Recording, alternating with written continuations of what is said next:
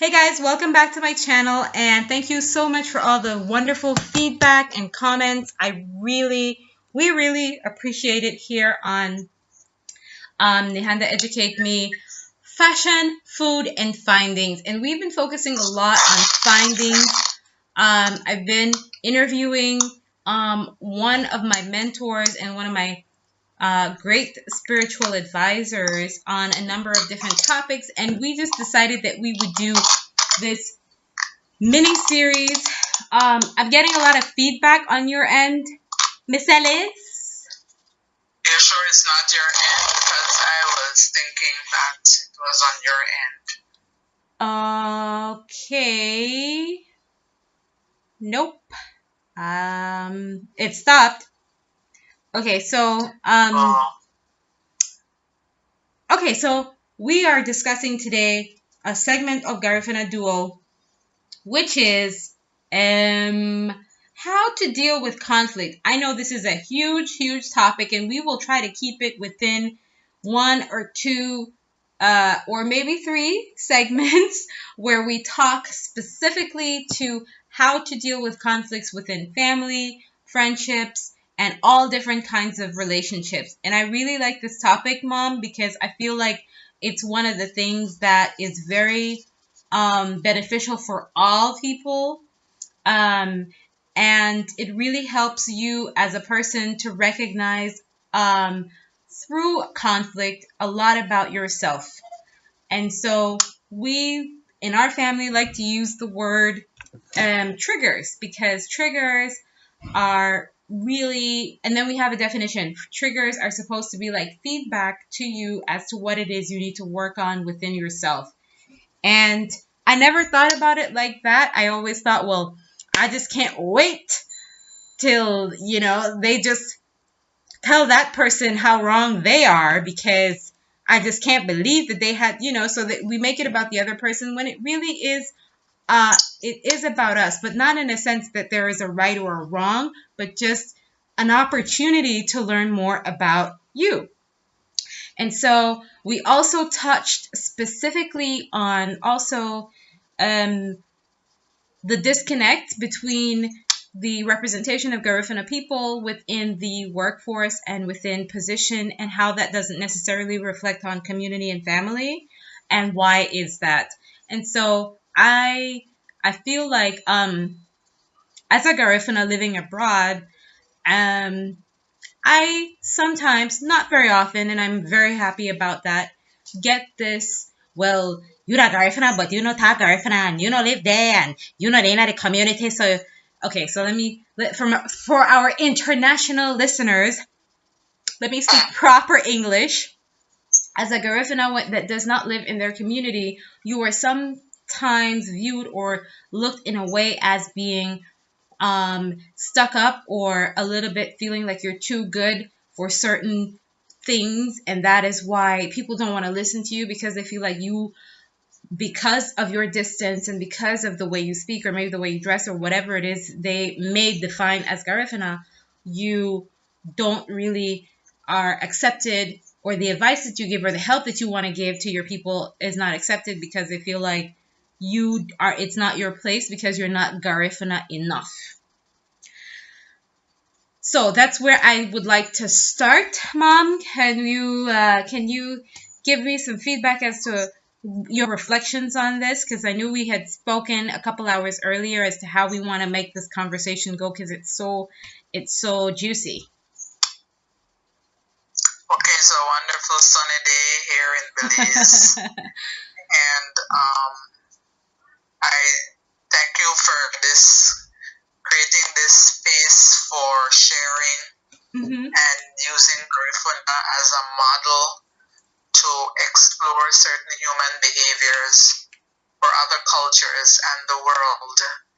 And that's very important that we keep reminding others who are not aware of what is Garifuna or Garinagu, that we are the people who were not enslaved. And I recall, as I listened to the last programs, that I said there are two versions of how the Garifuna people came to Central America, and I realized I only gave one. The third one is that there were shipwrecked people, human cargo that were brought to the Caribbean to be enslaved, and we escaped and were received by the Carib Indians in the island of St. Vincent and the other islands. So I'm just sharing this so that we don't get caught up with labels and titles, but really explore ways of human beings being.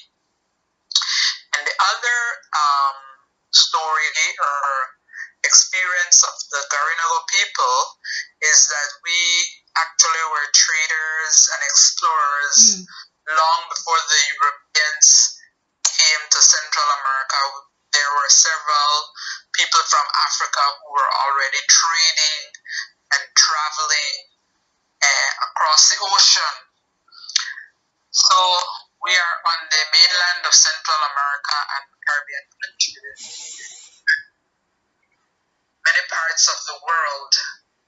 So the Garifuna way of being, which the United Nations declared a masterpiece culture of intangible culture, is a significant reality that how was it possible for the people to maintain who we are in the midst of all the adversity that exists in the world, and a very appropriate journey for addressing the issue of conflict.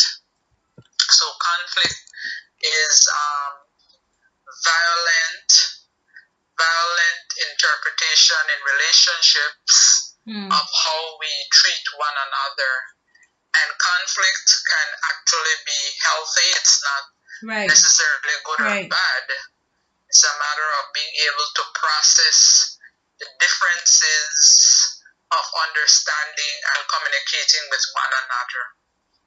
So that's a frame that I would like to see us explore this topic. Right.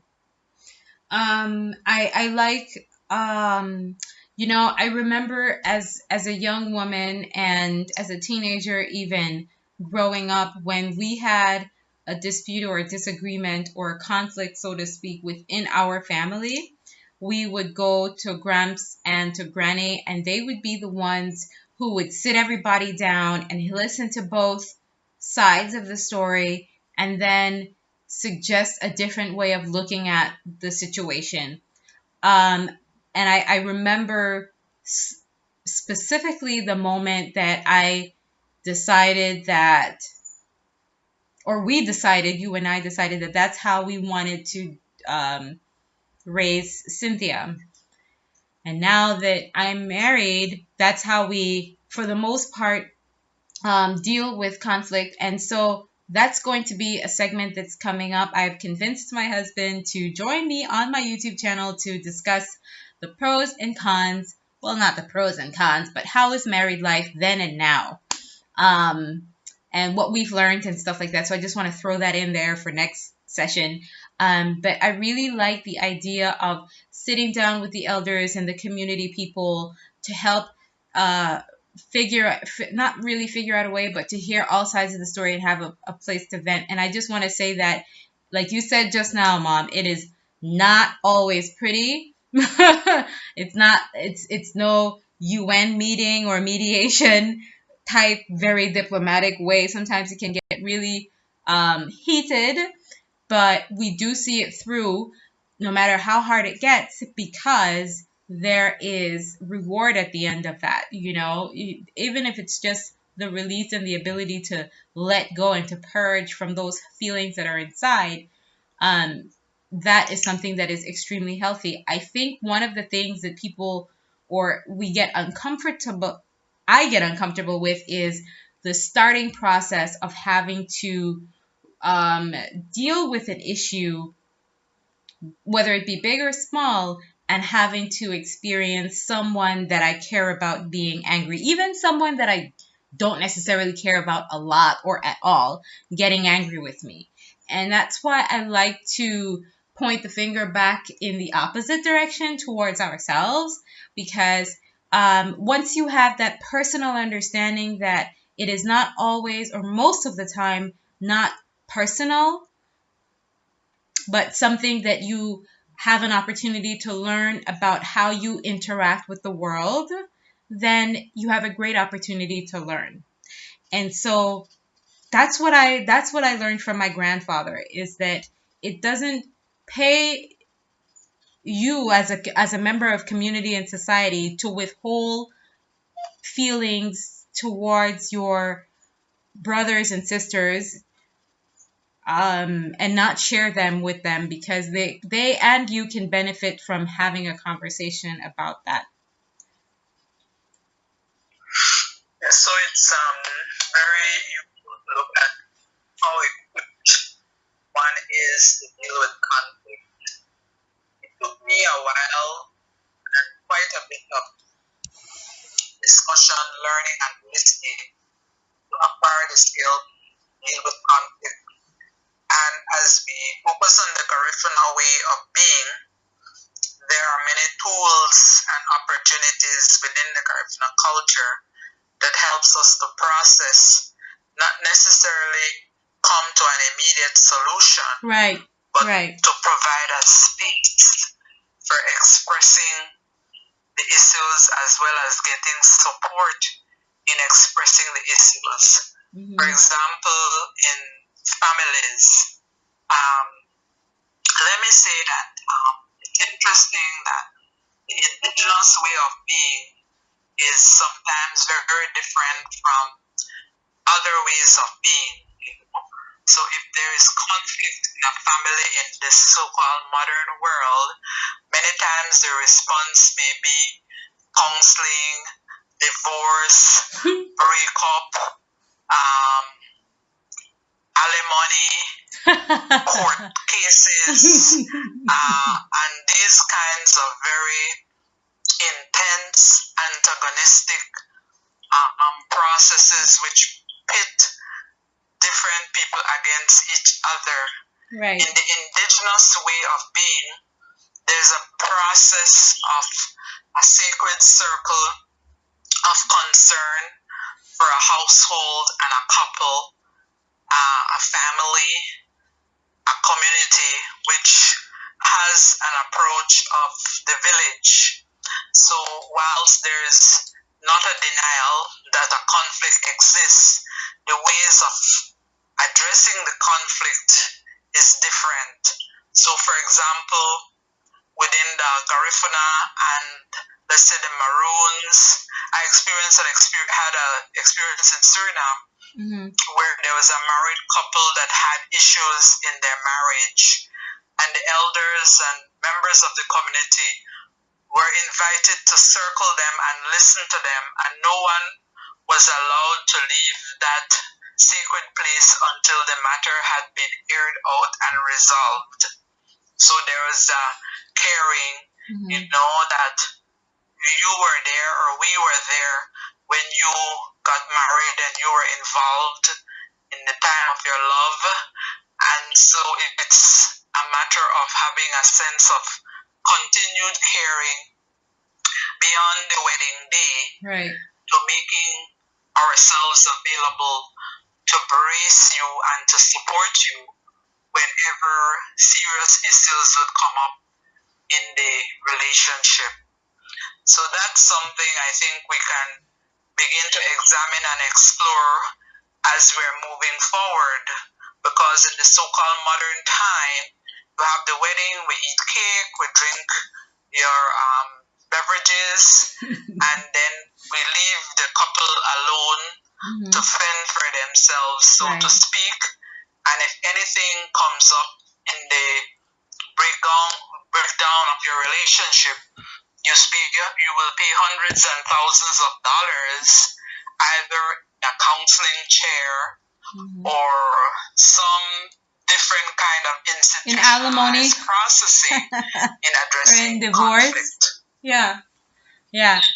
And so that leads me to the question, right? We've gone 15 minutes into what conflict is and how it relates to the Garifuna duo. I really, really want us to, for those of us who are out here who have no reference point of community, village, tribal living, what would be the modern world equivalent of the process? Like, break it down step by step as to what happens when a conflict arises. Okay, so if there's a conflict in this other world, that is the modern world, concerning marriage, then there's a possibility of mediation. Like, for example, in addition to my being a Garifuna and doing the Garifuna way, I'm also a Supreme Court connected mediator, family mediator in Belize. So I would be a person that you would come to see how you could sort out your family issues. You both would need to agree that you want to sort them out before going to court. This is like to avoid a court case, which would probably lead to legal separation or divorce. So that is what happens in the other world, and that would also be similar if there are other kinds of conflicts that are not related to marriage, but could be like domestic violence and family disputes and so on, or there are matters relating to land disputes. So there are different levels and layers. The point is that you could have more recently, there's a tendency to have a more, for want of a better word, amicable civil process of reconciliation and resolution. Right. But previous to that, in the other way of being, the modern way, it was more confrontational, and I get a lawyer and I will take you to court and we battle it out and pay these lawyers thousands of dollars for something that could have been easier resolved had there been skills to facilitate understanding and a process of reconciliation. Right.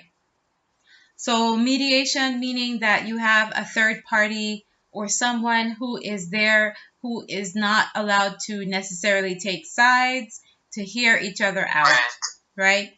So you, yes, I really want to touch. A mediator listens. Actually, the mediator facilitates both parties listening to each other, and then based on that listening, then they come to an agreement of how they would resolve the conflict together through this facilitative process. Right. Okay. Which is distinct from going before a judge. A judge listens and the judge makes a decision. That's a different frame of reference, and it can often be very bitter because it could include issues of property, children, and so on. Right. And so mediation really helps to help find some kind of common ground. I really like the part about I really like the part that you said earlier about both parties being in agreement, right? When we apply this philosophy or this policy, I'd say philosophy, this idea, if we apply this to a community setting where there are several parties involved in a conflict, let's say it would be some situations come to mind right now that I don't want anybody to come for me up about, so I will just keep it very generic. But oftentimes in communities you have, especially what I've noticed in Belizean communities, is issues revolving or involving politics and or long-standing grudges between families because it started maybe a couple generations back, and it has maybe moved on from generation to generation and hasn't really resolved. So how do you apply the this idea to that when it is a community issue where people cannot agree on a certain thing? I know when we worked a lot in communities and we were looking to, for example, do beautification projects or rescue projects, or maybe even, for example, there's a hurricane preparedness training that we had to do a lot of with the Red Cross.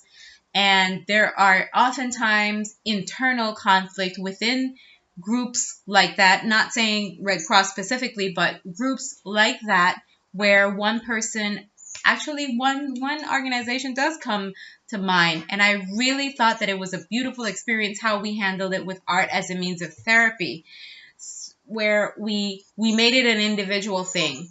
And I think I'm going to start with that as a way of resolving community conflict, is that each person is involved in an activity together with the rest of the community. I think we talked about this yesterday, where you get the kids involved in preparing something, so that helps to level out certain levels of tension in the family. I think that is where I want to go in terms of leading questions. How do you deal with community conflict, and how has the Garifuna community in the past dealt with conflict in community settings, and how can we continue to do so successfully in the future? Well, that's an excellent observation, and thank you for reminding me of that, because it's a matter of creating an atmosphere of healing. I remember before Belize's independence, we meaning leaders of the nation leading to independence, invited Professor Hickling, who was a psychiatrist. He recently transitioned. He was a psychiatrist in Jamaica. Okay. And he was invited to Belize because it was a lot of chaos and confusion and hurt going on amongst people in the nation. And what he did was engage different members of the country to develop a play, an artistic piece called Mongrel Juice. And this was an epic drama which gave the opportunity, gave a space for people to express and look at the development of Belize from pre-colonial time to present. And it was a healing process for those who were involved and those who were looking at it. And you are also aware of Dr. Billie Jean Young's performance of Fannie Lou Hamer, where serious issues of conflict are being expressed through her one-woman show, The Life of Fannie Lou Hamer. So the thread that runs through art as a form of therapy, and as it links to different indigenous people, is a very powerful one. And I want to refer to Paulo Freire, which is a methodology of pedagogy of the oppressed, where people express their concerns and need for healing in a very creative form. In the Garifuna culture, for example, when we have our rituals, we are singing and dancing and playing our music and drums, and there's a lot of artistic flair and atmosphere created which enhances the healing process. I had the blessing to visit Soweto many years ago, and even though there were a few of us who were hosted by the Kellogg Foundation, Kellogg leaders, we were like shocked at the degradation in the community. And to our surprise, after a few minutes, came some strong young men singing and chanting from seemingly nowhere. And that really touched us to see that in the midst of all this suffering, they were able to maintain their sanity and their strength through art, through song, through music, through sport. And so this really gives us some clues of the atmosphere that can be created that can facilitate moving forward and overcoming adversity. So that is certainly something we can look at in terms of balancing the different worlds and spaces that we find ourselves in, different ways of knowing, different ways of being, the indigenous way that can complement the other way. Right. Because then you can link that with creating. So I'm writing all of this down because this is very juicy. We can say that we create the space for creativity and expression. So the issue, the oneness of that energy that is the cancer, if you may, that is eating away at the culture of the community can be exposed. And then it becomes tangible that we can look at and dissect and then find a cure for. So the cure, there a lot of modern mediation practices can come into play. I see people when you draft up, for example, drafting up a memorandum of understanding or a best practice or a constitution. This is how that happens. And if you look at how any nation, any great democratic nation is formed, that constitution just doesn't happen overnight. It comes through a lot of painful, heated, long discussion until everybody, forefathers, can agree on this is what we are saying we are as a nation and as a community. And I really like that. I think that is the essence of Garifuna people, because it really speaks to the ability to persevere. And I am just reflecting as you were saying that with these different art examples that you have given, that it is always extremely present in our culture, especially through music and dance. Like we have different dances that communicate different things, and our ability or our need to do that is very, very rooted in how we handle conflict. And so to transition or to move that or to elevate that into the solution to conflict in our communities specifically, the answer is lying right in front of you in plain sight. Because that oneness, that artistic expression is the one thing that I think we are very, very much in agreement in when it comes to being Garifuna, and wanting to carry that on is definitely going to, for me, it's important that yes, it's important that people in the other world, when I say the other world, I mean people who are not living in indigenous communities or doing the indigenous way, can be very complementary as far as giving value and uplifting those ways of being in terms of the precious opportunities that can be made available to others. So, for example, there was a documentary team of people who came from France who some 30 years ago had been present, or over 20 years ago, they were present when Andy Palacio created his first recordings, Watina. And so they are documenting the journey.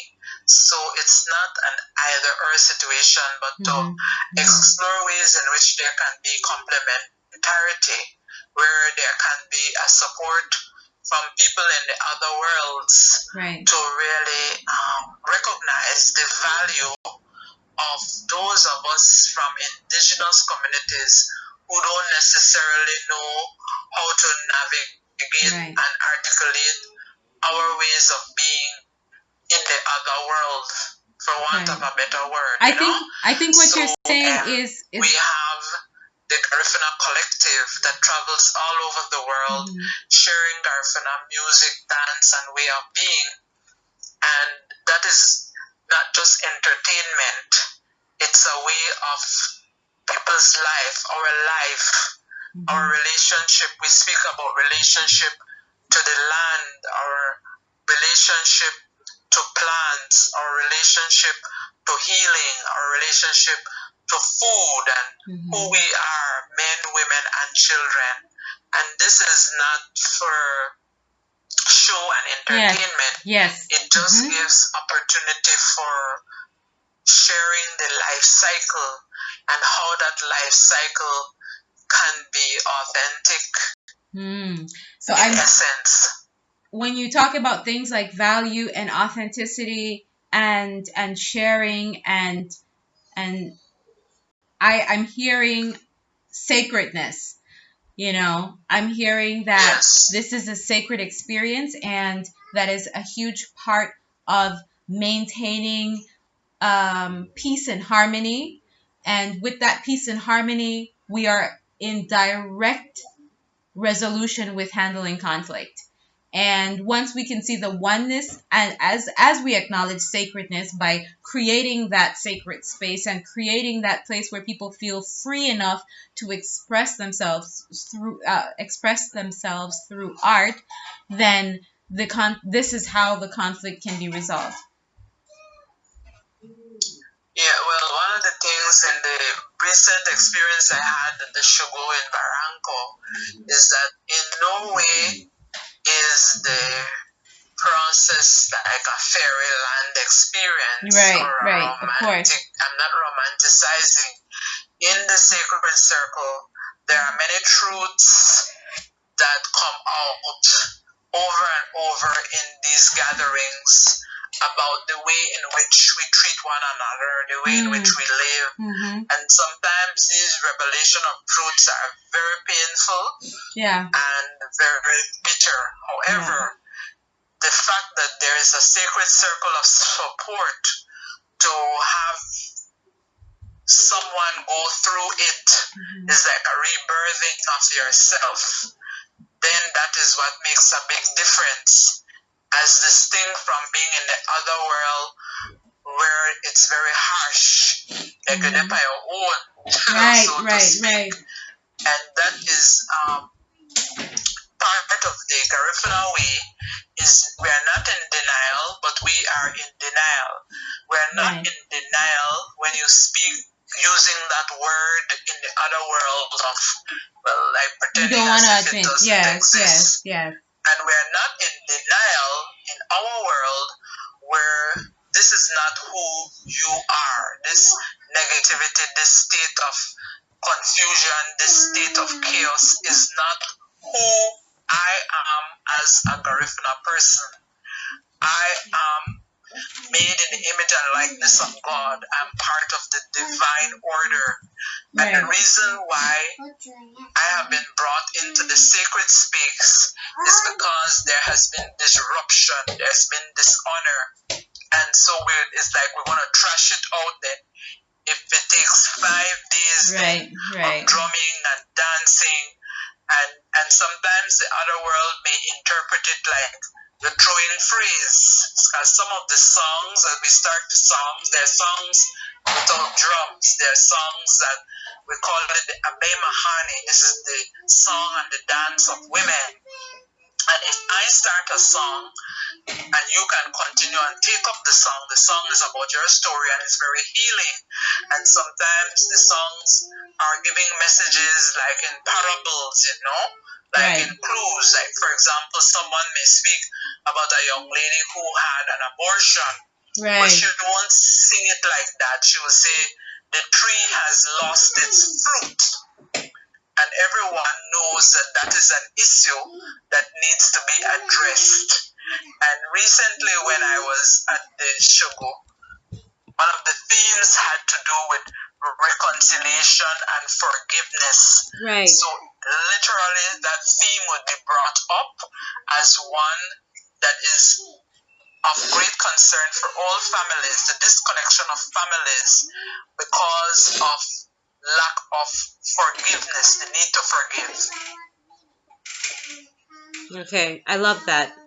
I think that is something that hits at the core. So you take away the romanticness, but you still deal with the issues in a way that is not so, I guess, blunt and abrasive.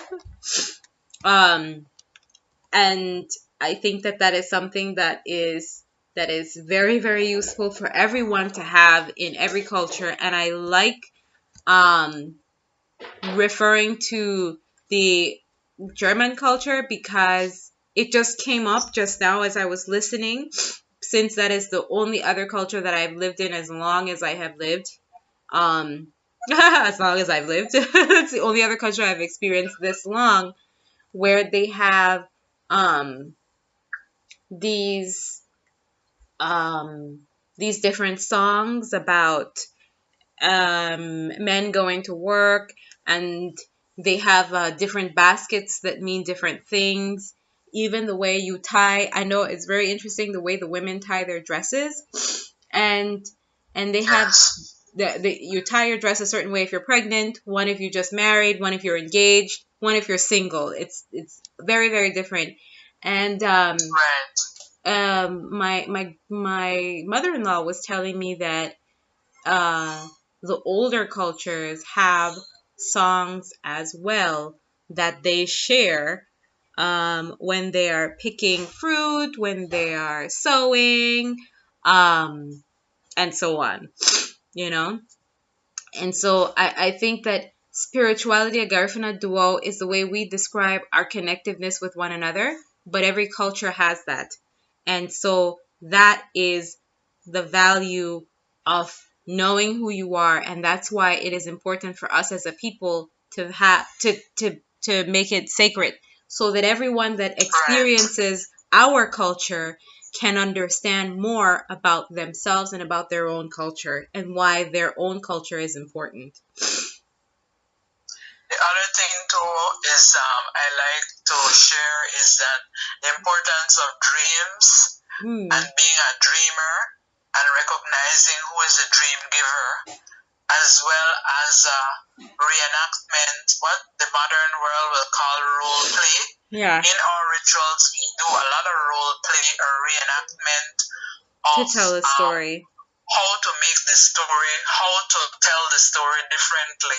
Right. So if you look at it from the eyes of the other world, it would be like what they would call expert possession. And that's minimizing a very deep process of healing that's taking place. Because actually, the reenactment is one, a recognition of the disharmony which is causing illness, physical illness. Right. And so the idea is like taking like a spiritual purge and letting go of that blockage and that toxin, that toxicity in our relationships. So in the reenactment through the individual or the individuals, let's say there could be a conversation about what's happening in a relationship with a man and woman, and then that is then being reenacted and addressed in the presence of the community, and then the resolution leads to an embrace and a forgiveness and a reconnection of the love. Right. So it's very sacred as you're saying it, and that process can go through different individuals who are being held accountable for their behavior, and it is transparent in the presence of others. And the process of storytelling and reenactment is very powerful, so that before we begin, everybody goes into the sea for a cleansing, a spiritual cleansing. So this journey is done together, so you never feel alone. When a particular person is afflicted with whatever situation, they are accompanied by a friend or a relative or a family member, and that I see is very beautiful. Mm-hmm. Mm-hmm. I really like that. So I think that we can close off this. For now, I've been told that I should probably try to make the video shorter, but well, that was only one person who was under 18 who has a very limited attention span, your granddaughter. But I hope that, this is a lot of information, and I do want to make sure that we give it the attention and care that it deserves. But I feel like we have covered a lot, and I hope that You guys can tune in again next time when we go deeper into conflict from a more, I guess you can say, worldly perspective. We're also going to be discussing what's the next topic, Mom? We're looking at culture again from the perspective of economic transformation, how to look at wealth and the relationship between wealth and money, and those two can bring about opportunities of conflict depending on the nature of the relationship, whether it's in a family, marriage, in households, and so on, community. Why is it that we have this challenge or this need to trust or lack of trust of one another when it comes to the resources that are available? That's right up my alley. I am always talking about money and wealth, so I think I'm going to be taking the lead on this one. Mom, I am very, very happy for this time that you have shared with us. It was great, and thank you so much for joining us, everyone. Please like and subscribe. Leave your comments down below, and I'll see you guys again next time. Bye.